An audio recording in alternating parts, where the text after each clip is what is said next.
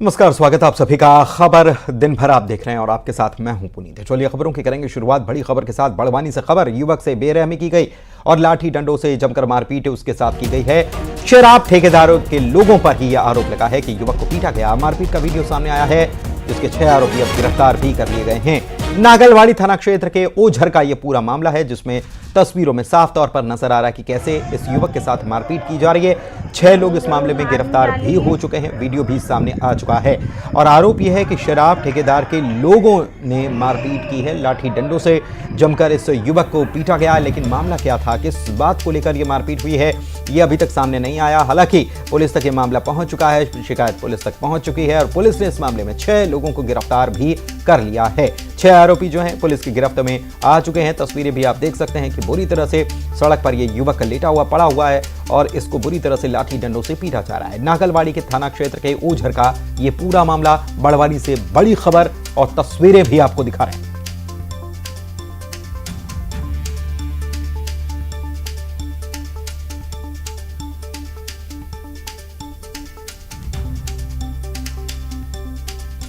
ग्वालियर को CM doctor Mohan Yadav ने बड़ी सौगात दी है। जल गंगा संवर्धन अभियान के तहत 190 करोड़ रुपए के विकास कार्यों का लोकार्पण और भूमि पूजन किया गया।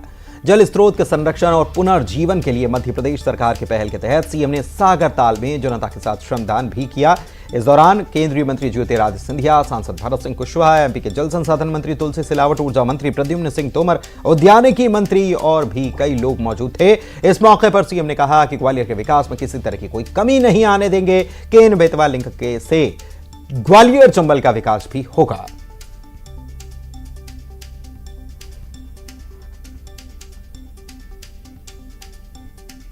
और पूरे तुलसी तोमर जी और पूरे तुलसी सिलावट जी सबको बधाई देना चाहूँगा और उम्मीद कर रहा हूँ कि जिस प्रकार के अभियान की गति पकड़ी है, आने वाले समय में ये जल संकट की में भी मदद करेगा और ग्वालियर की पुरानी धरोहर भी पहचान रखेगी। साथ ही साथ लगभग 400 करोड़ के अलग अलग कामों की आज सौगात दी गई है। विकास के मामले में हमारी सरकार लगातार ग्वालियर को हमारी प्रायोरिटी में लेके चल रही है और इसी कारण से सागर तालाब के लिए भी लगभग 2.5 करोड़ और पूरे ग्वालियर अंचल के लिए। सीएम विष्णुदेव साय एक्शन में हैं। उन्होंने 3 दिनों के भीतर 4 विभागों की समीक्षा की है। सीएम ने पीएचई, गृह और जेल विभाग के अधिकारियों के साथ आज मंथन किया और कहा कि विकसित छत्तीसगढ़ के लिए हमारा अभियान शुरू हो चुका है और राज्य में सुशासन स्थापित करने और योजनाओं को लोगों तक पहुंचाना हमारी सरकार का मकसद है। की स्थापना और योजनाओं का तेजी से क्रियान्वयन के लिए कल से विभागों की समीक्षा बैठक हमने प्रारंभ की है और अभी तक परसों से और अभी तक 3 दिनों में कुल 4 विभागों की समीक्षा हुई है। क्योंकि खरीफ का मौसम आ गया है,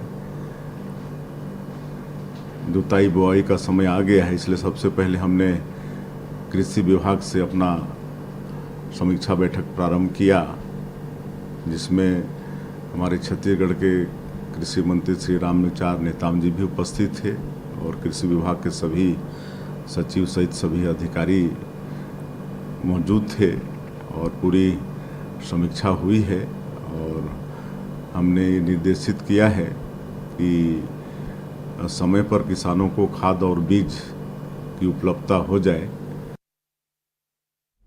बढ़ेंगे आगे बात अगली खबर के। अमरवाड़ा उपचुनाव को लेकर बीजेपी ने अपनी तैयारियों को तेज कर दिया है। अमरवाड़ा उपचुनाव के लिए प्रभारी और सह प्रभारी नियुक्त कर दिए गए हैं। मंत्री संपतिया उइके को अमरवाड़ा उपचुनाव का प्रभारी बनाया गया है तो बैतूल विधायक सह प्रभारी की जिम्मेदारी संभालेंगे। कमलेश शाह बीजेपी ने अमरवाड़ा से अपने उम्मीदवार घोषित किए हैं। कांग्रेस विधायक कमलेश शाह लोकसभा चुनाव के दौरान कांग्रेस को छोड़कर बीजेपी में शामिल हो गए थे। इसके बाद उन्होंने विधायक पद से इस्तीफा भी दे दिया था। इसकी वजह से अमरवाड़ा सीट खाली हुई थी। यहां पर 10 जुलाई को उपचुनाव।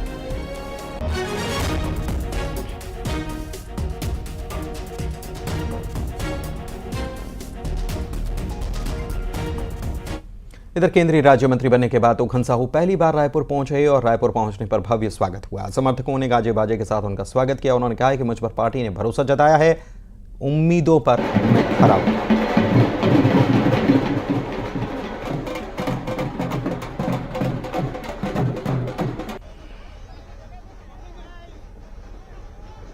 तोखन साहू जी, भव्य स्वागत आपका हो रहा है, दिल्ली से लौटे, कैसा लग रहा है आपको? मैं बेहद प्रसन्न भी हूँ, भावुक भी हूँ। मैं एक बहुत सामान्य परिवार से आता हूँ और भारतीय जनता पार्टी ने इतनी बड़ी जिम्मेदारी दी है, माननीय मोदी जी की सरकार में सम्मिलित होने का जो अवसर प्राप्त हुआ है, ये मेरे लिए और मेरे परिवार के लिए और पूरे छत्तीसगढ़ के गौरवान्वित करने वाली बात है। बड़ी जिम्मेदारी है, अब प्राथमिकता आपकी क्या होगी? मोदी की गारंटी को तो सरकार पूरा ही कर रही है, जो भी हमारे घोषणा पत्र में है उन सबको पूरा करना हमारी प्राथमिकता होगी। ये है तोखन साहू जिनकी प्राथमिकता क्षेत्र का विकास है और घोषणा पत्र में मोदी सरकार ने जो भी वादे किए हैं वो पूरे किए जाएंगे। कैमरामैन नवीन के साथ आकाश शुक्ला, न्यूज़ 18 रायपुर, छत्तीसगढ़। सीएम साय राजनांदगांव पहुंचे थे। कार्यकर्ता आभार सम्मेलन में शामिल हुए। विधानसभा अध्यक्ष डॉक्टर रमन सिंह, प्रदेश अध्यक्ष किरण देव भी मौजूद थे। इस कार्यक्रम में बड़ी संख्या में कार्यकर्ता भी मौजूद थे।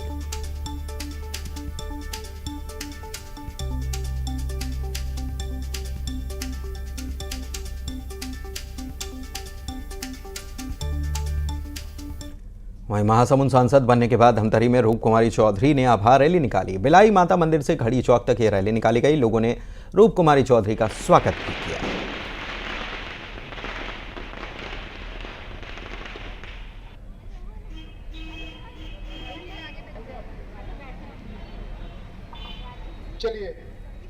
छत्तीसगढ़ में लाल आतंक अपने अस्तित्व की लड़ाई लड़ रहा है। सुरक्षा बलों को एक बार फिर से कामयाबी मिली। इस बार नारायणपुर में हुई मुठभेड़ में सुरक्षा बलों ने 8 नक्सलियों को मार गिराया। मरने वाले नक्सलियों की संख्या बढ़ सकती है। यहां पर फिलहाल सर्च ऑपरेशन जारी है। मुठभेड़ में 1 जवान शहीद हुए हैं जबकि 2 जवान जख्मी हुए हैं। जानकारी के मुताबिक 4 दिन पहले जवानों को नक्सलियों की मौजूदगी का इनपुट मिला था और इस आधार पर 4 जिलों की टीम ने मिलकर ऑपरेशन छेड़ा था। 4 जिलों के करीब 900 जवान ऑपरेशन में शामिल हुए। सर्च ऑपरेशन के दौरान जैसे ही टीम अबूझमाड़ के कुतुल, फरबेड़ा और कोड़ता मीठा पहुंची, पहले से घात लगाए नक्सलियों ने फायरिंग शुरू कर दी। जवानों ने मोर्चा संभाला और जवाबी कार्रवाई की। इस दौरान 8 नक्सलियों को मार गिराया गया। एंटी नक्सल ऑपरेशन के तहत चलाए जा रहे अभियान में बस्तर पुलिस को एक बड़ी सफलता मिली है। अबूझमाड़ इलाके में जो सुरक्षा बलों ने 8 माओवादियों को ढेर कर दिया है। हमारे साथ मौजूद है बस्तर राज से बातें। सर, ये पूरा ऑपरेशन कैसा रहा? आज दिनांक 15 जून को जिला नारायणपुर के अबूझमाड़ क्षेत्र में थाना कोकामेटा के फरसबरार खातुरमठ उस इलाके में प्रतिबंधित एवं गैरकानूनी सीपीएम संगठन की उपस्थिति का आसूचना पर संयुक्त बल जिसमें DRG Narayanpur, STF, DRG conquer से डीआरजी, दंतेवाड़ा से बीएसएफ और आईटीबीपी का सबका संयुक्त बल अभियान की रवाना की गई थी। आज सुबह 7 बजे से लगातार विभिन्न इलाके में अलग अलग जो समय में मुठभेड़ हुई थी। जिस जगह में एसटीएफ के साथ मुठभेड़ हुई थी उस इलाके में सर्चिंग के उपरांत 8 माओवादियों के डेड बॉडी बरामद की गए थे। उसमें 3 हमारे एसटीएफ जवान घायल भी हो गए थे। अनफॉर्चुनेटली उसमें एक हमारा जवान एसटीएफ का नीतीश का शहादत हो गई। बाकी अन्य 2 जवान अभी एयरलिफ्ट की जाकर उनका इलाज रायपुर में जारी है। अभी उनकी स्थिति खतरे से बाहर बताई जा रहा है और उम्मीद है जल्दी वो स्वास्थ्य के लाभ लेकर लौटा जाएगा। और घटनास्थल में सर्चिंग में अभी तक 1 इंसास, 2 3 और काफ़ी बड़ी संख्या में 315 12 बोर और बीजल लॉन्चर्स सेल्स और अभी बरामद की गई थे। अभी भी अभियान जारी है। अभियान जैसा पूर्ण हो जाने के पश्चात हम डिटेल शेयर करेंगे। सर, जो मारे गए माओवादी है क्या बड़े कैडर के हैं सर? संभवतः उस इलाका में जो जैसे सीपीएम और संगठन का महा डिवीजन का कैडर्स और कंपनी नंबर 1 का भी कैडर्स का उपस्थिति अक्सर मिलते हैं। उस हिसाब से भी देखा जाए तो मतलब कोई हाई लेवल या मिडिल लेवल कैडर का होने का पूर्ण संभावना, फिर भी जैसे शरारती कंप्लीट हो जाएगा हम स्पष्ट रूप से इसको बता पाएगा। सर, इलाके में बड़े माओवादी होने की खबर मिलने पर ऑपरेशन लॉन्च किया गया। जिस इलाके में जो अभी मुठभेड़ हुई अभियान जारी है वो आमतौर पर माओवादियों का जो सीनियर माओवादी कैडर्स का काफ़ी अक्सर मतलब सक्रिय रूप से उनका लोकेशंस मिलते हैं उधर, लेकिन तब तक स्ट्राइक नहीं हो पाएंगे। फिर हम इसके बारे में बहुत ज़्यादा डिटेल शेयर नहीं कर पाएंगे। ये तो बसरा जी इनका कहना है कि जो बस्तर में जो ऑपरेशन चल रहा है वो ऑपरेशन लगातार जारी है और सुरक्षा बलों को बड़ी कामयाबी फिलहाल अभी जो 8 माओवादी को ढेर किया इससे मिली है। श्रीनिवास नायडू, न्यूज़ 18 बस्तर। रीवा से खबर। बहुचर्चित शिक्षाकर्मी घोटाले में 26 साल के बाद कोर्ट ने फैसला सुनाया। 14 दोषियों को अलग अलग धाराओं में 2 से 3 साल की सजा सुनाई गई। बता दें कि बहुचर्चित शिक्षाकर्मी घोटाले में 19 दोषियों के खिलाफ लोकायुक्त के द्वारा न्यायालय में रिपोर्ट पेश की गई, जिसमें तकरीबन 26 साल तक ट्रायल चला। इस दौरान 4 लोगों की मौत हो गई, जिसमें 14 लोगों को कोर्ट ने सजा सुनाई, जबकि 1 को बरी कर दिया गया।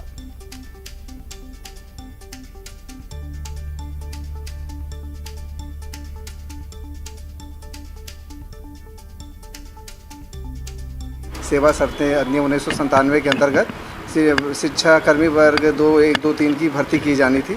उसमें क्या किया गया था कि उसमें जो निर्धारित प्रक्रिया थी, मापदंड थे और जो राज्य शासन द्वारा गजट में प्रकाशित विज्ञापन के हिसाब से भर्ती किया जाना था, उसमें जो है अवैधानिक कृत्य द्वारा जनपद पंचायत जवाक में उसमें तत्कालीन मुख्य कार्यपालन अधिकारी बाबूलाल तिवारी जो अब मृत हुए हैं और विकासखंड शिक्षा अधिकारी सुब्बलनाथ श्रीवास्तव और रमाशंकर मिश्रा अध्यक्ष थे उसमें। और उसमें जो स्कूल शिक्षा समिति की और चयन समिति के जो सदस्य थे, उन्होंने सब मिल के नियमों का उल्लंघन करके अपात्रों को नियुक्त किया था और जो पात्र थे उनको बाहर कर दिया था।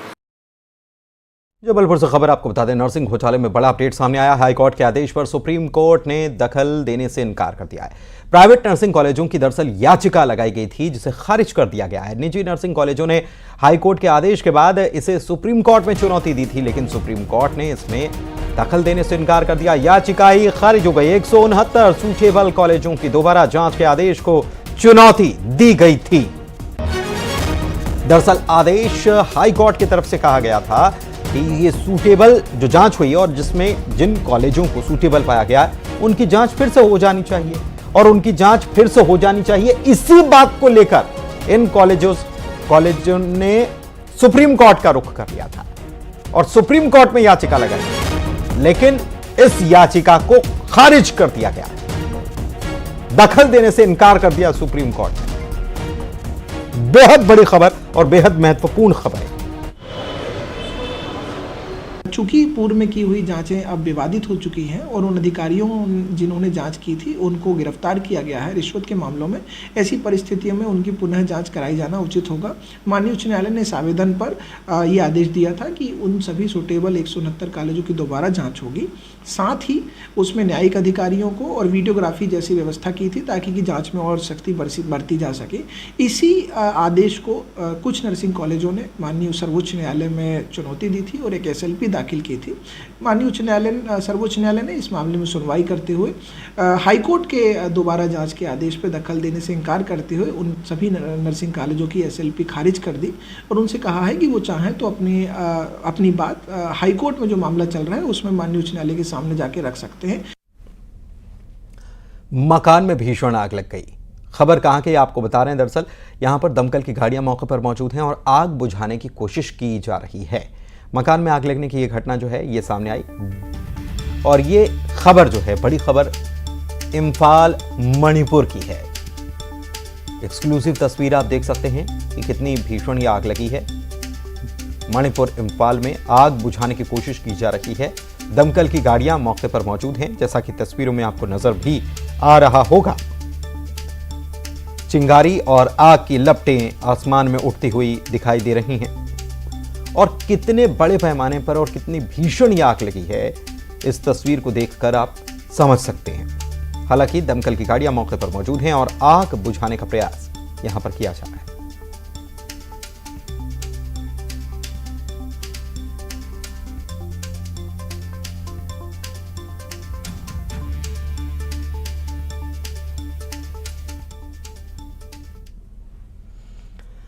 बात करेंगे रायसेन की, जहां पर सेहतगंज इलाके में शराब फैक्ट्री पर राष्ट्रीय बाल अधिकार संरक्षण आयोग ने छापा मारा।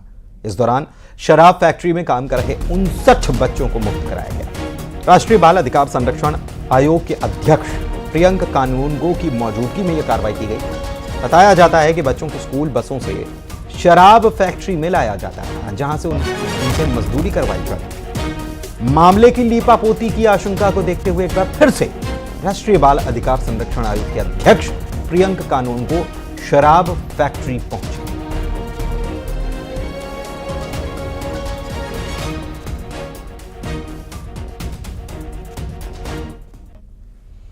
बड़वानी में मासूम से दुष्कर्म की वारदात को अंजाम दिया गया और कुल्फी दिलाने के बहाने आरोपी उसे साथ ले गया। बच्ची को परिजनों की शिकायत पर मामला दर्ज हो चुका है और आरोपी भी इस मामले में गिरफ्तार कर लिया गया है। लेकिन छोटी बच्ची से दुष्कर्म की घटना और वो भी शातिर आरोपी ने कुल्फी दिलाने का बहाना करके उसे साथ ले गया और इस घिनौनी वारदात को अंजाम दिया।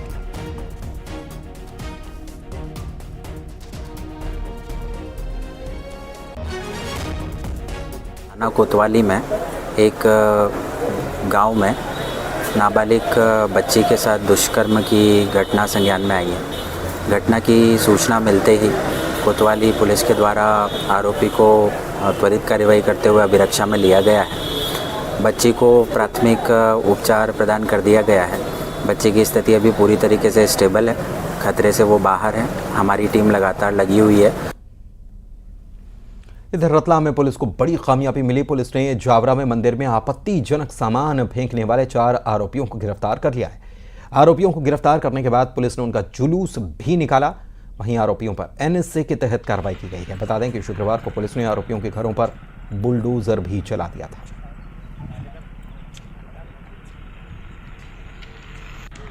जो है पुलिस अभिरक्षा में लिया गया था और पुलिस अभिरक्षा में लेने के उपरांत उनके द्वारा जो किया गया कृत्य जनमानस में इस तरह का भय कारित करना एवं दंगे भड़काने जैसे मामले को लेकर उसमें जिला प्रशासन द्वारा जो है एनएसए के तहत कार्रवाई की है।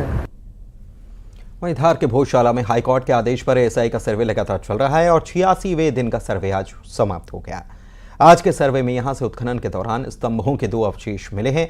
इस पर सनातन धर्म से जुड़ी आकृतियां पाई गई हैं। भोजशाला और उसके 50 मीटर के दायरे में एएसआई की टीम ने सर्वे किया, जिसकी वीडियोग्राफी और फोटोग्राफी हुई है। इस दौरान हिंदू और मुस्लिम पक्षकार मौजूद थे। आज सर्वे का 86वां दिन था। प्रातः 8 बजे सर्वे प्रारंभ हुआ। उत्तरी पूर्वी भाग में आज दिन भर मिट्टी हटाने का काम चला। इसमें 2 ऐसे अवशेष जिनमें कोई प्रतीक चिन्ह बने हुए थे, उनको सर्वे टीम ने सुरक्षित किया। आज दिन भर वहीं काम चला है। साथ ही अंदर खंभों की फोटोग्राफी वीडियोग्राफी चलती रही। आज एक टीम सरस्वती कूप जो अंदर कमल बना परिसर बनी हुई है, एक टीम अंदर गई थी। इन्होंने सरस्वती कूप के अंदर उतर करके उसकी फोटोग्राफी और उसकी नपटी लिया। आज उत्तरी भाग में जो लेवलिंग का काम बचा था वो आज जारी रहा और जो बिल्डिंग के खंबे पिलर वगैरह वहाँ रखे थे उनकी फोटोग्राफी वीडियोग्राफी की गई, उनको शिफ्टिंग किया गया और वहाँ की खुदाई की गई। और मॉन्यूमेंट में अंदर की तरफ जो चीज़ें जो ट्रेंजें थी उसको बराबर मिट्टी डाल के लेवल भी बनाया गया। बस आज दिन भर यही काम चला।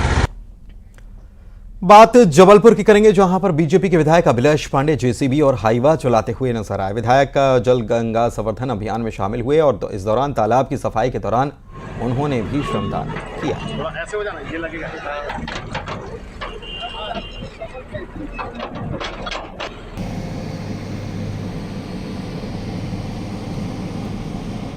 जबलपुर संस्कार धानी के अंतर्गत माड़ोताल तालाब जो हमने आप में एक ऐतिहासिक धरोहर है। मुख्यमंत्री जी के जल गंगा संवर्धन अभियान के अंतर्गत ये पूरा अभियान पूरे मध्य प्रदेश के अंदर चलाया जा रहा है। भोपाल में सिटी बसें नहीं चल रही हैं। बस के ड्राइवर कंडक्टर स्ट्राइक पर बैठे हैं। बसों के ना चलने की वजह से यात्री तपती गर्मी में परेशान हैं। क्या है इनकी मांगे और क्यों ये हड़ताल पर हैं, आइए जानते हैं।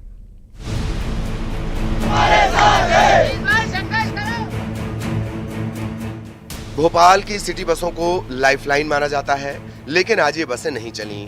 भोपाल में करीब 150 लो फ्लोर बसें और सभी खड़ी रहीं। दरअसल बस ऑपरेटर्स के खिलाफ ड्राइवर्स और कंडक्टर ने मोर्चा खोल दिया है। इनका आरोप था कि हर महीने सैलरी से पीएफ तो काट लिया जाता है, लेकिन ऑपरेटर्स इसे जमा नहीं करते। भोपाल की लाइफलाइन यानी कि रेड बस के पहिए थम गए हैं। रेड बस आज अपने रूट्स पर नहीं निकली हैं क्योंकि जो बस ऑपरेटर्स हैं उनके खिलाफ ड्राइवर और कंडक्टर हड़ताल पर चले गए हैं। इसके पीछे की वजह ये बताई जा रही है कि बीते 1 साल से जो पीएफ की राशि है वो जमा नहीं की गई है, जिससे इन ड्राइवर्स का और कंडक्टर्स का काफी नुकसान हो रहा है। रोजाना हजारों की संख्या में जो भोपाल वासी हैं वो इन बसों में यात्रा करते हैं, सफर करते हैं और अपने कामकाज पर पहुंचते हैं। बड़ी संख्या में स्टूडेंट्स भी हैं जो इन बसों का इस्तेमाल करते हैं। हड़ताल पर बैठे ड्राइवर और कंडक्टर का कहना है कि जब तक हमारी मांगे नहीं मानी जाती वो बसों का परिचालन नहीं करेंगे। तनख्वाह भी ऑपरेटर के द्वारा दी जाती है। शेयरली में से ही हर कर्मचारी का पीएफ और एसआई का पैसा 1400-1500 रुपए महीने का काटा जाता है। वो रेगुलर कट रहा है? वो रेगुलर कट रहा है, उसमें कोई गैप नहीं है। हर महीने से पैसा कटता है, लेकिन पैसा काटने के बाद भविष्य निधि में एसआई में आज तक 14 महीने से ऊपर हो गए हैं, लेकिन अभी पैसा जमा नहीं किया गया, जिसके वजह से कर्मचारियों का बीमा अस्पताल में इलाज भी नहीं हो पाता है और न पीएफ से कोई ज़रूरत पे राशि नहीं मिलती है। तो अब नहीं डलता है जब तक हड़ताल रहेगी? जब तक के ये क्लियर नहीं हो जाता पीएफ एसआई, जब तक के हड़ताल रहेगी, अनिश्चितकालीन हड़ताल। बसों का परिचालन न होने से लोग परेशान हैं। भोपाल में करीब 150 लो फ्लोर बसेस हैं। ये गांधीनगर, अयोध्या बाईपास, ईदगाह हिल्स, भोपाल एम्स, पुतली घर, कोकता, लाल घाटी, कोच फैक्ट्री, बैरागढ़, चीचली, आकृति इको सिटी, चिरायू हॉस्पिटल इलाके में चलती हैं। हजारों की संख्या में यात्री इससे सफर करते हैं। सिटी बस में सफर करने वालों में हजारों की संख्या में छात्र भी हैं। बसों के न चलने से उनकी परेशानी बढ़ गई है। हड़ताल पर बैठे बस ड्राइवर्स और कंडक्टर्स की मांगे अपनी जगह सही हैं। ऐसे में प्रशासन को इनकी स्ट्राइक खत्म करने के लिए पहल करनी चाहिए। वासु चौरे, न्यूज़ 18, भोपाल। सागर में आसमानी बिजली का कहर बरपा है और आसमानी बिजली गिरने की वजह से पिता और पुत्र दोनों की मौत हो गई। पेड़ काटने के दौरान यह हादसा पेश आया। देवरी थाना क्षेत्र की ये घटना है।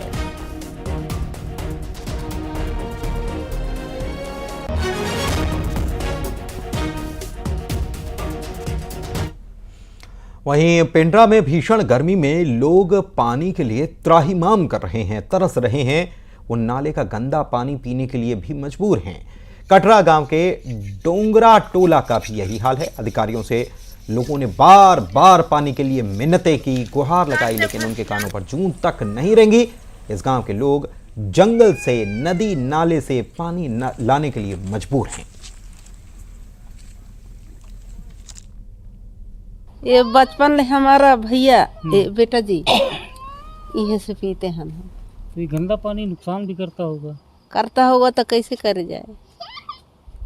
कोई आता नहीं है देखने की पानी नहीं है गांव में तो व्यवस्था करें करके, कोई अधिकारी मंत्री सरपंच भैया के बोल दिखा थी, आदेश देवे नहीं करे पानी, तो हम कैसे करे जाए? अब तो हम बचपन छोटा थे तब से ये पानी यही तो ले जाते हैं सर, तो हम भी यही पीते हैं। अब कहाँ का पानी पीते हैं? ये हमारा बोलते हैं इसको देतला नदी सर। पानी ये तो शुरू से ऐसे ही है सर, कोई सरकार ध्यान ही नहीं दे रहे, सरपंच कुटवार लोग कोई ध्यान ही नहीं दे रहे सर। कई बार से हम लोग शिकायत भी दे चुके हैं कि यहाँ पानी का समस्या है, पानी का समस्या है करके, लेकिन उसका अभी तक कोई निराकरण नहीं हुआ है। मरवाही क्षेत्र में और गौरले क्षेत्र के कुछ जो सुदूर वनांचल क्षेत्र है, वहाँ पानी की समस्या की ऐसी हमारे पास शिकायतें आई हैं, जहाँ पर जीजेएम के कारण चल भी रहे हैं। उसके अलावा जिन जगहों पर नल जल योजना नहीं पहुँच पा रही, छोटी बसाहटें हैं, वहाँ पर हम सैनिटेशन वेल की प्लानिंग कर रहे हैं। और अभी वर्तमान में पानी की समस्या के लिए सभी बसाहटों में हम लोग टैंकर की जो है वो व्यवस्था कर रहे हैं पंचायतों के माध्यम से। सूरजपुर से खबर, खेल मैदान में कचरा रखा जा रहा है। भटगांव में 10 साल पहले लाखों की लागत से खेल मैदान तैयार किया गया, लेकिन ये अब अपनी बदहाली पर आंसू बहा रहा है। लोगों ने सरकारी पैसे के दुरुपयोग के आरोप लगाए और नाराजगी भी जाहिर की। गंदगी से अटा पड़ा ये जो मैदान है ये कुछ और नहीं है, ये 1 दशक पहले यहाँ के भटगांव नगर पंचायत के युवाओं और खिलाड़ियों की सुविधा के लिए खेल मैदान का निर्माण किया गया था। लाखों की लागत से ये मैदान का निर्माण किया गया था, लेकिन इसे नगर पंचायत की जगह इसे दुग्गा बस्ती में लाकर इस स्टेडियम ग्राउंड का यहाँ पर निर्माण किया गया लाखों की लागत से। लेकिन न तो इसका 1 दशक के बाद भी न तो उद्घाटन हुआ और न ही यहाँ खिलाड़ियों को उसका लाभ मिला। नतीजा ये रहा कि नगर का कचरा है का सेंटर बनाया गया और इसे किसी न किसी तरह से उपयोग में लाया गया। लेकिन जो सबसे बड़ी बात है कि 10 साल पहले जो इस स्टेडियम ग्राउंड का निर्माण करके इस स्टेडियम ग्राउंड का न तो उद्घाटन न शुभारंभ करना, ये समझ से परे रहा कि इस पर किसी शासन प्रशासन के अधिकारियों की नज़र क्यों नहीं गई और खेल मैदान यहाँ के खिलाड़ियों के लिए लाभ न मिल पाना, ये समझ से परे रहा। ऐसे में लिहाजा जो अभी की जो वर्तमान स्थिति है, खिलाड़ियों के लिए खेल मैदान नहीं है नगर पंचायत भटगांव क्षेत्र में, और इस मैदान को जो है पैसों का जो बंदरबाट जो यहाँ के युवा और खिलाड़ी आरोप लगा रहे हैं कि इस स्टेडियम ग्राउंड में पैसों का बंदरबाट हुआ है, इसको लेकर अब शासन प्रशासन के आला अधिकारी कितनी गंभीरता से लेते हैं और क्या कुछ आगे उनका कदम होगा, यह तो आने वाला वक्त बताएगा। वरुण राय, न्यूज़ 18 सूरजपुर। कांकेर में एक तेंदुए के मुंह में बाल्टी फंस गई। आपको बता दें कि नरहरपुर वन परिक्षेत्र में एक बुजुर्ग को तेंदुए ने शिकार बनाया था। 1 हफ्ते के बाद यहां पर फिर उसी घर में वो पहुंच गया। वन विभाग के कैमरे में तेंदुए की तस्वीर कैद हुई, जिससे कि तेंदुए के मुंह में बाल्टी फंसी हुई नजर भी आ रही है।